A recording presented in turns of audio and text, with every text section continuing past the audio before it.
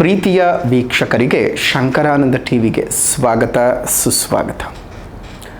ಇವತ್ತಿನ ವಿಡಿಯೋನಲ್ಲಿ ಮೇ 18ನೇ ತಾರೀಕಿನ ರಾಹುಕೇತುವಿನ ಸ್ಥಾನ ಪರಿವರ್ತನೆಯ ಪ್ರಭಾವಗಳು ದ್ವಾದಶ ರಾಶಿಯವರ ಮೇಲೆ ಯಾವ ರೀತಿಯಾಗಿ ಇರಬಹುದು ಅನ್ನೋದನ್ನು ನೋಡೋಣ. ನೋಡಿ, ರಾಹುಕೇತುಗಳು ಛಾಯಾಗ್ರಹಗಳು. ಆ ಛಾಯಾಗ್ರಹಗಳು ನಮ್ಮ ಬದುಕಿನ ಮೇಲೆ ಯಾವ ಸ್ಥಾನವನ್ನು ಒಂದು ಸಂಚಾರ ಮಾಡ್ತಾ ಇರುತ್ತೋ ಆಯಾ ಸಂಚಾರದ ಫಲಗಳನ್ನು ಕೊಡ್ತಾ ಹೋಗುತ್ತೆ. ಉದಾಹರಣೆಗೆ, ರಾಹುಕೇತುಗಳು ಏನಾದರೂ ರಾಶಿಯಲ್ಲಿ ಅಥವಾ ಲಗ್ನದಲ್ಲಿ ಸಂಚಾರ ಮಾಡ್ತಾ ಇದ್ದಾರೆ ಅಂತಂದರೆ ಗೋಚಾರದಲ್ಲಿ ಮರಣ ಭಯವನ್ನು ಕೊಡ್ತಾರೆ. ಅದೇ ರೀತಿಯಾಗಿ ದ್ವಿತೀಯದಲ್ಲಿ ಏನಾದರೂ ಸಂಚಾರ ಮಾಡ್ತಾ ಇದ್ದರೆ ಸಂಪತ್ತಿನ ಹಾನಿಯನ್ನು ತೋರಿಸುತ್ತೆ. ಇನ್ನು ಮೂರನೇ ಮನೆಯಲ್ಲಿ ಏನಾದರೂ ಸಂಚಾರವನ್ನು ಮಾಡ್ತಿದ್ರೆ ಬಹಳಷ್ಟು ಆನಂದವನ್ನು ಸಂತೋಷವನ್ನು ತೋರಿಸ್ತಕ್ಕಂಥದ್ದು. ನಾಲ್ಕನೇ ಮನೆಯಲ್ಲಿ ಏನಾದರೂ ಸಂಚಾರವನ್ನು ಮಾಡ್ತಾ ಇದ್ದರೆ ಬಹಳ ದುಃಖವನ್ನು ತೋರಿಸ್ತಕ್ಕಂಥದ್ದಾಗುತ್ತೆ. ಇನ್ನು 5ನೇ ಮನೆಯಲ್ಲಿ ಏನಾದರೂ ಸಂಚಾರವನ್ನು ಮಾಡ್ತಾ ಇತ್ತು ಅಂತ ಹೇಳಿದ್ರೆ ಆರ್ಥಿಕವಾಗಿ ಬಹಳ ನಷ್ಟವನ್ನು ತೋರಿಸ್ತಕ್ಕಂಥದ್ದು. ಇನ್ನು 6ನೇ ಮನೆಯಲ್ಲಿ ಸಂಚಾರ ಮಾಡಿದಾಗ ಸಂಪತ್ತಿನ ಅಭಿವೃದ್ಧಿಯನ್ನು ತೋರಿಸುವಂಥದ್ದು. ಇನ್ನು 7ನೇ ಮನೆಯಲ್ಲಿ ಸಂಚಾರವನ್ನು ಮಾಡ್ತಾ ಇದ್ದಾರೆ ಅಂದರೆ ಬಹಳ ನಷ್ಟವನ್ನು, ಬದುಕಿನಲ್ಲಿ ಬಹಳ ನಷ್ಟವನ್ನು ತೋರಿಸ್ತಕ್ಕಂಥದ್ದು. ಸಾಂಸಾರಿಕ ಜೀವನದ ಏರುಪೇರುಗಳನ್ನು ತೋರಿಸುತ್ತೆ. ಇನ್ನು 8ನೇ ಮನೆಯಲ್ಲಿ ಸಂಚಾರ ಮಾಡ್ತಾ ಇದ್ದಾಗ ಪ್ರಾಣಕಂಟಕಗಳನ್ನು ತೋರಿಸ್ತಕ್ಕಂಥದ್ದು. ಇನ್ನು 9ನೇ ಮನೆಯಲ್ಲಿ ಸಂಚಾರವನ್ನು ಮಾಡ್ತಾ ಇದ್ದಾಗ ಬಹಳಷ್ಟು ಆರೋಗ್ಯ ಹಾನಿಯನ್ನು, ನಷ್ಟವನ್ನು ತೋರಿಸ್ತಕ್ಕಂಥದ್ದು, ಭಾಗ್ಯೋದಯಕ್ಕೆ ಕುಂಠಿತ ಆಗುವಂತಹದ್ದು ಆಗುತ್ತೆ. ಇನ್ನು 10ನೇ ಮನೆಯಲ್ಲಿ ಮತ್ತು 11ನೇ ಮನೆಯಲ್ಲಿ ಸಂಚಾರವನ್ನು ಮಾಡೋ ಸಂದರ್ಭದಲ್ಲಿ ಬಹಳಷ್ಟು ಬದುಕಿನಲ್ಲಿ ಲಾಭಗಳನ್ನು, ಆನಂದಕರವಾದ ಘಟನೆಗಳನ್ನು, ವಿದೇಶ ಪ್ರಯಾಣದ ಯೋಗಗಳನ್ನು, ದೊಡ್ಡ ದೊಡ್ಡ ಪದವಿಗಳನ್ನು ಸೂಚನೆ ಮಾಡುತ್ತೆ. ಇನ್ನು 12ನೇ ಮನೆಯಲ್ಲಿ ಸಂಚಾರ ಮಾಡ್ತಾ ಇದ್ದಾಗ ಬಹಳಷ್ಟು ವ್ಯಯ ಅಂದರೆ ಖರ್ಚನ್ನು ತೋರಿಸ್ತಕ್ಕಂತಹದ್ದು. ಸೊ ಹಾಗಾಗಿ ಈ ಒಂದು ಸಮಯದಲ್ಲಿ ಏನಾದರೂ ರಾಹುಕೇತುಗಳು ಈ ಸ್ಥಾನಗಳಲ್ಲಿ ಸಂಚಾರ ಮಾಡ್ತಾ ಇದ್ದಾರೆ ಅಂದರೆ ಸಾಮಾನ್ಯವಾಗಿ ಈ ಫಲಗಳನ್ನು ನಾವು ನುಡಿಬೇಕಾಗತ್ತೆ. ಅಂತಹದ್ರಲ್ಲಿ ರಾಹುಕೇತುಗಳು 18 ತಿಂಗಳುಗಳ ಕಾಲ ಒಂದೇ ರಾಶಿಯಲ್ಲಿ ಸಂಚಾರವನ್ನು ಮಾಡ್ತಾರೆ. 18 ತಿಂಗಳುಗಳು ಒಂದೇ ರಾಶಿಯಲ್ಲಿ ಸಂಚಾರ ಮಾಡೋದ್ರಿಂದ ಬಹಳ ಸುದೀರ್ಘವಾಗಿ ಅವರವರ ಫಲಗಳನ್ನು ಕೊಡೋದಕ್ಕೆ ಸಾಧ್ಯವಾಗುತ್ತೆ. ಸೊ ಹಾಗಾಗಿ ಶನಿ, ಗುರು ಈ 2 ಗ್ರಹಗಳನ್ನು ಬಿಟ್ಟರೆ ಇನ್ನು ನೇರವಾಗಿ ಬಹಳ ದೀರ್ಘಕಾಲದಲ್ಲಿ ಅವರವರು ಫಲಾನುಫಲಗಳನ್ನು ಕೊಡ್ತಕ್ಕಂಥದ್ರಲ್ಲಿ ರಾಹುಕೇತುಗಳು ಬಹಳ ಪ್ರಮುಖರಾಗಿರ್ತಾರೆ. ಹಾಗಾಗಿ ಈ ರಾಹುಕೇತುವಿನ ಸ್ಥಾನ ಸಂಚಾರದ ಪರಿವರ್ತನೆಗಳಿಂದಾಗಿ ರಾಶಿಗಳ ಮೇಲೆ ಯಾವ ರೀತಿಯಾದಂತಹ ಪ್ರಭಾವಗಳನ್ನು ಬೀರಬಹುದು, ಯಾವ್ಯಾವ ರಾಶಿಯವರು ಯಾವ್ಯಾವ ರೀತಿಯಾಗಿರ್ತಕ್ಕಂತಹ ಸಂತೋಷವನ್ನು, ದುಃಖವನ್ನು ಅನುಭವಿಸಬಹುದು ಅನ್ನೋದನ್ನು ಈಗ ನೋಡಬಹುದಾಗುತ್ತೆ. ಇನ್ನು ಕರ್ಕಾಟಕ ರಾಶಿಯವರಿಗೆ ಯಾವ ರೀತಿಯಾದಂತಹ ಫಲಾನುಫಲಗಳನ್ನು ಸೂಚನೆ ಕೊಡ್ತಾ ಇದೆ ಈ ರಾಹುಕೇತುವಿನ ಸಂಚಾರ ಅನ್ನೋದನ್ನು ಈಗ ನಾವು ಗಮನಿಸೋಣ. ನೋಡಿ, 8ನೇ ಮನೆಗೆ ರಾಹುವಿನ ಸಂಚಾರವಾಗ್ತಾ ಇದೆ, ಕೇತು 2ನೇ ಮನೆಗೆ ಸಂಚಾರವಾಗ್ತಾ ಇದೆ. 8ನೇ ಮನೆ ಅಂತ ಹೇಳ್ತಾ ಇದ್ದ ಹಾಗೆ ಆಯುಷ್ಯ ಸ್ಥಾನ, ಆಯುಷ್ಯದ ಸ್ಥಾನಕ್ಕೆ ರಾಹುವಿನ ಪಯಣ. ಇನ್ನು ಅದೇ ರೀತಿಯಾಗಿ 2ನೇ ಮನೆಗೆ, ಸಂಪತ್ತಿನ ಮನೆಗೆ, ವಿದ್ಯಾಸ್ಥಾನಕ್ಕೆ, ಪ್ರೇಮ ಸ್ಥಾನಕ್ಕೆ ಕೇತುವಿನ ಸಂಚಾರ. ಇಲ್ಲಿ ಅರ್ಥ ಮಾಡ್ಕೊಳ್ಬೇಕಾಗಿರೋದೇನಪ್ಪ ಅಂತ ಹೇಳಿದ್ರೆ ಎರಡೂ ಸಹ ಕಂಟಕ ಸ್ಥಾನಗಳಿಗೆ ಹೋಗ್ತಾ ಇದೆ.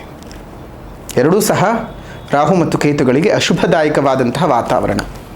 8ನೇ ಮನೆಗೆ ರಾಹು ಪ್ರಯಾಣವನ್ನು ಬೆಳೆಸೋದ್ರಿಂದ ವಿಪರೀತವಾದಂತಹ ಆರೋಗ್ಯದಲ್ಲಿ ಪೆಟ್ಟುಗಳನ್ನು ಕೊಡುವಂಥದ್ದು, ದೀರ್ಘಕಾಲದ ಅನಾರೋಗ್ಯ ಸಮಸ್ಯೆಗಳನ್ನು ತಂದು ಹಾಕ್ತಕ್ಕಂಥದ್ದು, ಅನೇಕ ವಿಧವಾಗಿರ್ತಕ್ಕಂತಹ ಒಂದು ವ್ಯಾಜ್ಯಗಳನ್ನು ಬದುಕಿನಲ್ಲಿ ಕೊಟ್ಟುಬಿಡ್ತಕ್ಕಂತಹದ್ದು, ಒಂದು ಆರೋಗ್ಯ ಎಷ್ಟೇ ಗಟ್ಟಿಯಾಗಿದ್ದರೂ ಅದನ್ನು ಅನುಭವಿಸೋದಕ್ಕೆ ಸಾಧ್ಯ ಆಗಲ್ಲ. ಅನಾರೋಗ್ಯಗಳು ಬಂದು ಬಂದು ಬಂದು ಬಂದು ಹೋಗ್ತಾ ಇರುತ್ತೆ. ನೀವು ಎಂತಹ ದೊಡ್ಡದಾಗಿರ್ತಕ್ಕಂತಹ ವ್ಯಾಯಾಮ ಮಾಡ್ಕೊಂಡಿರಿ ಅಥವಾ ಜಿಮ್ಗಳಿಗೆ ಹೋಗ್ತಾ ಬನ್ನಿ, ದೇಹವನ್ನು ಎಷ್ಟೇ ಸದೃಢವಾಗಿ ಇಟ್ಕೊಂಡಿರಿ, ಆದರೆ ಆರೋಗ್ಯ ಕೈ ಕೊಟ್ಬಿಡುತ್ತೆ. ಮಾನಸಿಕವಾಗಿ ಬಹಳ ಖಿನ್ನತೆ ಕಾಡ್ತಕ್ಕಂತಹದ್ದು, ನಿಮಗೆ ಒಂದು ರೀತಿಯಾಗಿ ಜೀವನದ ಮೇಲೆ ಬಹಳ ಜಿಗುಪ್ಸೆಗಳು ಉತ್ಪತ್ತಿಯಾಗಿಬಿಡುತ್ತವೆ. ನಿಮ್ಗೆ ಏನೂ ಬೇಡ, ಎತ್ತವೂ ಬೇಡ ಅನ್ನುವಂಥ ಒಂದು ವೈರಾಗ್ಯದ ಬದುಕನ್ನು ರಾಹು ಕೊಟ್ಬಿಡ್ತಾನೆ 8ನೇ ಮನೆಯಲ್ಲಿ ಇದ್ದು. ಅನೇಕ ವಿಧವಾದ ನಷ್ಟಗಳನ್ನು ನೀವು ಅನುಭವಿಸಬೇಕಾಗತ್ತೆ. ಹಣಕಾಸಿನ ಸಮಸ್ಯೆಗಳಾಗಿರ್ಬೋದು, ಆರೋಗ್ಯದ ಸಮಸ್ಯೆಗಳಾಗಿರ್ಬೋದು, ಕುಟುಂಬದ ಸಮಸ್ಯೆಗಳಾಗಿದ್ದಿರಬಹುದು, ಕೋರ್ಟು ಕಚೇರಿ ವ್ಯಾಜ್ಯಗಳಾಗಬಹುದು. ವಿನಾಕಾರಣ ನೀವು ಹಲವಾರು ವಿಧದ ಸಮಸ್ಯೆಗಳಲ್ಲಿ ಸಿಲುಕು ಹಾಕ್ಕೊಂಡು ಹಲವಾರು ವಿಧದ ಜಂಜಾಟಗಳನ್ನು ಅನುಭವಿಸಬೇಕಾದಂತಹ ದಿನಮಾನಗಳು ಈ 18 ತಿಂಗಳುಗಳಲ್ಲಿ ಬರುತ್ತೆ ಕರ್ಕಾಟಕ ರಾಶಿಯವರಿಗೆ. ನೋಡಿ, ಶನಿ ಏನೋ ಪರವಾಗಿಲ್ಲ, ಅಷ್ಟಮ ಸ್ಥಾನದಿಂದ ಬಿಟ್ಟು ಭಾಗ್ಯಸ್ಥಾನಕ್ಕೆ ಹೋಗಿದ್ದಾನೆ. ಆದರೆ ಗುರುಬಲವನ್ನು ಬೇರೆ ಕಳ್ಕೊಳ್ತಾ ಇದ್ದೀರಾ ನೀವು ಕರ್ಕಾಟಕ ರಾಶಿಯವರು. ಆ ಗುರುಬಲವನ್ನು ಬೇರೆ ಕಳ್ಕೊಳ್ತಾ ಇರೋದ್ರಿಂದ ಈ ರಾಹುಕೇತುವಿನ ಸಂಚಾರವು ಸಹ ನಿಮಗೆ ಬಹಳ ಪೀಡಾಕಾರಕವಾಗಿ ಆಗೋದ್ರಿಂದ ಇನ್ನು ಕೇತು 2ನೇ ಮನೆಗೆ ಬರ್ತಾನೆ. ವಿದ್ಯಾಸ್ಥಾನ, ಪ್ರೇಮಸ್ಥಾನ, ವಾಕ್ಸ್ಥಾನ, ಕುಟುಂಬದ ಸ್ಥಾನ, ಸಂಪನ್ಮೂಲದ ಸ್ಥಾನ ಎಲ್ಲವನ್ನು ಸಹ ತೋರಿಸ್ತಕ್ಕಂಥದ್ದು. ವಿದ್ಯೆಗೆ ಹೊಡೆತ, ವಿದ್ಯೆಗಳನ್ನು ನೀವು ಕಳೆದುಕೊಳ್ಬೇಕಾಗುತ್ತೆ. ವಿದ್ಯೆಗಳಲ್ಲಿ ಬಹಳ ಏರಿಳಿತಗಳನ್ನು ನೋಡಬೇಕಾಗತ್ತೆ. ಈ 18 ತಿಂಗಳು ವಿದ್ಯಾರ್ಥಿಗಳಿಗೆ ಬಹಳ ಕ್ರೂಷಿಯಲ್ ಮೂಮೆಂಟ್ಸ್, ಬಹಳ ಸಂದಿಗ್ಧವಾದ ಪರಿಸ್ಥಿತಿಗಳಿರುತ್ತವೆ. ಹುಷಾರಾಗಿ ವಿದ್ಯಾಭ್ಯಾಸವನ್ನು ಮುಂದುವರಿಸ್ಕೊಳ್ತಾ ಹೋಗಬೇಕು. ಯಾವುದೇ ಕಾರಣಕ್ಕೂ ನನಗೆಲ್ಲ ಗೊತ್ತಿದೆ, ನಾನೆಲ್ಲ ಮಾಡ್ತೀನಿ ಅನ್ನೋ ಭಾವದಲ್ಲಿ ಹೋಗಬೇಡಿ. ಏನೇ ಆದರೂ ತುಂಬ ಆಳವಾದ ಅಧ್ಯಯನ ಮಾಡಲೇಬೇಕು, ದೀರ್ಘದ ಅಧ್ಯಯನ ಮಾಡಲೇಬೇಕಾಗ್ತದೆ. ನಿಮ್ಮ ಪ್ರೇಮ ವೈಫಲ್ಯದ ದಾರಿಯನ್ನು ಹಿಡಿಬಹುದು, ಪ್ರೇಮ ವೈಫಲ್ಯಗಳಾಗಬಹುದು. ವಾಕ್ಸ್ಥಾನ, ಮಾತಿನಿಂದ ಹಲವು ಸಮಸ್ಯೆಗಳನ್ನು ಉತ್ಪತ್ತಿ ಮಾಡ್ಕೊಳ್ತೀರಿ. ವಾಕ್ಸ್ಥಾನದಲ್ಲಿ ಕೇತುವಿನ ಸಂಚಾರವಾಗ್ತಾ ಇದೆ ಸಿಂಹರಾಶಿಯಲ್ಲಿ. ಬಹಳ ಹುಷಾರಾಗಿ ಇರಬೇಕಾಗಿರುತ್ತೆ ಈ 18 ತಿಂಗಳುಗಳು. ನೀರಿನಿಂದ ಕಂಟಕಗಳು ಉತ್ಪತ್ತಿಯಾಗ್ತದೆ, ಜಲದೋಷಗಳು, ಕಫದ ಬಾಧೆಗಳು ಹೆಚ್ಚಿಗೆ ಆಗುವಂತಹದ್ದು, ಹಳೆಯ ಯಾವುದ್ಯಾವುದೋ ಸಮಸ್ಯೆಗಳು, ಮುಗ್ದೋದ ಸಮಸ್ಯೆಗಳು ಪುನರಾವೃತ್ತಿ ಆಗ್ತಕ್ಕಂತಹದ್ದು, ದೇಹದಲ್ಲಿ ಇದ್ದಕ್ಕಿದ್ದ ಹಾಗೆ ಅನೇಕ ಅನಾರೋಗ್ಯಗಳು ಬರ್ತಕ್ಕಂತಹದ್ದು, ಸಣ್ಣ ಪುಟ್ಟ ವಿಚಾರಗಳು ಸಹ ನಿಮಗೆ ಬಹಳ ದೀರ್ಘಕಾಲದ ಅನಾರೋಗ್ಯದ ವಿಚಾರಗಳನ್ನೇ ತಂದುಕೊಡ್ತಕ್ಕಂತಹದ್ದು ಈ ರೀತಿಯಾಗಿ ಆಗತ್ತೆ. ಸ್ವಲ್ಪ ಹುಷಾರಾಗಿರಬೇಕು. ಸಣ್ಣ ಸಣ್ಣ ವಿಚಾರಗಳಿಗೂ ಸಹ ಬಹಳಷ್ಟು ಭಯವನ್ನು ಪಡ್ತೀರಿ, ಆತಂಕವನ್ನು ಪಡ್ಕೋತೀರಿ. ಅಯ್ಯೋ ಏನಾಗ್ಬಿಡುತ್ತಪ್ಪ ಅಂತ ಅಂದ್ಕೊಳ್ತಿರ್ತೀರಿ. ನೋಡಿ, ಯಾರಿಗೂ ಸಹ ಬದುಕಿನ ಭವಿಷ್ಯವನ್ನು ಹೀಗೆ ಅಂತ ನಾವು ನಿರ್ಧಾರನೇ ಮಾಡ್ಕೋಕೂಡ್ದು. ಒಳ್ಳೆಯದಾಗಲಿ ಕೆಟ್ಟದ್ದಾಗಲಿ ಏನೇ ಬರಲಿ ಭಗವಂತನ ದಯೆ ನನ್ನ ಮೇಲೆ ಒಂದಿರಲಪ್ಪ, ಭಗವಂತ ನಿನ್ನ ದಯೆ ನನ್ನ ಮೇಲೆ ಇರಲಪ್ಪ ಅಂತ ಹೇಳಿ ನೀವು ಜೀವನನ ಮುಂದುವರಿಸ್ಕೊಳ್ತಾ ಹೋಗಿ.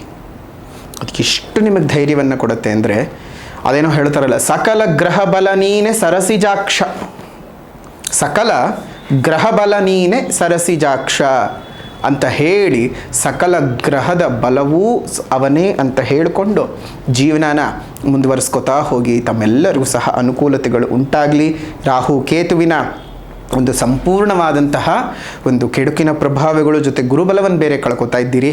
ಹಾಗಾಗಿ ಮೇ 14ನೇ ತಾರೀಕಿನಂದು ಗುರುಬಲಕ್ಕಾಗಿ, ಗುರುವಿನ ಒಂದು ಅನುಗ್ರಹಕ್ಕಾಗಿ, ಎಲ್ಲ ಗ್ರಹಗಳ ಅನುಗ್ರಹವಾಗಬೇಕು ಅಂತ ಹೇಳಿ ನವಗ್ರಹ ಶಾಂತಿಯನ್ನು ಮಾಡಿಸಿ ಗುರುಮಹಾಯಾಗವನ್ನು ಮಾಡ್ತಾ ಇದ್ದೇವೆ. ಆ ಒಂದು ಮಹಾಯಾಗದಲ್ಲಿ ನಿಮ್ಮ ಹೆಸರಿನಲ್ಲೂ ಸಹ ಸಂಕಲ್ಪ ಪೂಜೆಗಳನ್ನು ಮಾಡಿಸಿ ರಾಹುಕೇತುಗಳ ಶಾಂತಿಯೂ ಸಹ ಆಗತ್ತೆ. ರಾಹುಕೇತುಗಳಿಗೂ ಶಾಂತಿ ಮಾಡಿಸಿ, ಗುರು ಶಾಂತಿ ಮಾಡಿಸಿ, ವಿಶೇಷವಾಗಿ ಗುರು ಮಹಾಯಾಗದಲ್ಲಿ ಪಾಲ್ಗೊಂಡು ನಿಮ್ಮ ಜೀವನವನ್ನು ಸಾರ್ಥಕ ಮಾಡಿಕೊಳ್ಳಿ. ಅಲ್ಲಿ ಯಾಗದ ನಂತರದಲ್ಲಿ ಕೊಡುವಂತಹ ರಕ್ಷಪ್ರಸಾದವನ್ನು ಕೈಗೆ ಕಟ್ಕೋಬೇಕು. ಅದೇ ರೀತಿಯಾಗಿ ಅಕ್ಷತೆಯನ್ನು ನೀವು ಮನೆಯಲ್ಲಿ ಇಟ್ಟು ಪೂಜೆಯನ್ನು ಮಾಡಬೇಕು. ಅದರಿಂದ ಬಹಳ ಅನುಕೂಲತೆಗಳು ಉಂಟಾಗುತ್ತೆ. ಒಳ್ಳೆ ರೀತಿಯಾಗಿರತಕ್ಕಂತಹ ಬೆಳವಣಿಗೆಗಳು ನಿಮಗೆ ಬಂದು ಸೇರುತ್ತೆ. ಎಲ್ಲ ವಿಚಾರಗಳಲ್ಲಿ ಆಗಬಹುದಾಗಿರ್ತಕ್ಕಂತಹ ಅನೇಕ ತಾಪತ್ರಗಳು ಕಡಿಮೆಯಾಗಿ ನಿಮ್ಮ ಬದುಕು ಹಸನಾಗುತ್ತೆ ಅಂತ ಹೇಳ್ತಾ, ಕರ್ಕಾಟಕ ರಾಶಿಯವರ ರಾಹುಕೇತುವಿನ ಸಂಚಾರದ ಫಲ ಹೇಗಿತ್ತು ಅಂತ ತಿಳ್ಕೊಂಡಿದ್ದಾಗಿದೆ. ಇನ್ನು ಗುರು ಮಹಾಯಾಗ ರಾಹುಕೇತು ಶಾಂತಿ ನಡೆಯುವಂತಹ ಸ್ಥಳನಾದರೂ ಯಾವುದಪ್ಪ ಅಂತ ಹೇಳಿದ್ರೆ, ನಮ್ಮ ಬೆಂಗಳೂರಿನ ಕನಕಪುರ ರಸ್ತೆಯಲ್ಲಿರುವ ಕಗ್ಗಲೀಪುರದ ಏಳೂರಿನ ಗ್ರಾಮ ದೇವತೆಯಾದ ಶ್ರೀ ಪಟಾಲಮ್ಮ ಅಮ್ಮನವರ ಸನ್ನಿಧಿಯಲ್ಲಿ ನಡೀತಾ ಇದೆ. ಯಾಕಂದರೆ ರಾಹು ಕೇತುಗಳಿಗೆ ಅಧಿದೇವತೆಯೇ ದೇವಿಯಾಗಿರೋದ್ರಿಂದ ದೇವಿ ಸನ್ನಿಧಿಯಲ್ಲೇ ವಿಶೇಷವಾಗಿ ಈ ಮಹಾಯಾಗವು ನಡೀತಾ ಇದೆ. ತಮ್ಮೆಲ್ಲರಿಗೂ ಸಹ ಶುಭವಾಗಲಿ, ಮಂಗಳವಾಗಲಿ ಅಂತ ಹೇಳ್ತಾ ಈ ಒಂದು ವಿಶೇಷವಾದ ರಾಹು ಕೇತು ಸಂಚಾರ ಫಲ ಕರ್ಕಾಟಕ ರಾಶಿಯವರಿಗೆ ಹೇಗಿದೆ ಅಂತ ಮಾಹಿತಿಯನ್ನು ತಿಳ್ಕೊಂಡಿದ್ದೀರಾ. ವಿಡಿಯೋ ಇಷ್ಟ ಆಗಿದ್ದರೆ ಲೈಕ್ ಮಾಡಿ, ಶೇರ್ ಮಾಡಿ, ಕಮೆಂಟ್ ಮಾಡಿ. ಮತ್ತೊಂದು ವಿಡಿಯೋನಲ್ಲಿ ಭೇಟಿ ಮಾಡೋಣ. ಅಲ್ಲಿವರೆಗೂ ನಮಸ್ಕಾರ. ಲೋಕ ಸಮಸ್ತ ಸುಖಿನೋ ಭವಂತು, ಸಕಲ ಸನ್ಮಂಗಳಾನಿ ಭವಂತು, ಸರ್ವೇ ಜನಾಃ ಸುಖಿನೋ ಭವಂತು, ಸಮಸ್ತ ಸನ್ಮಂಗಳಾನಿ ಭವಂತು.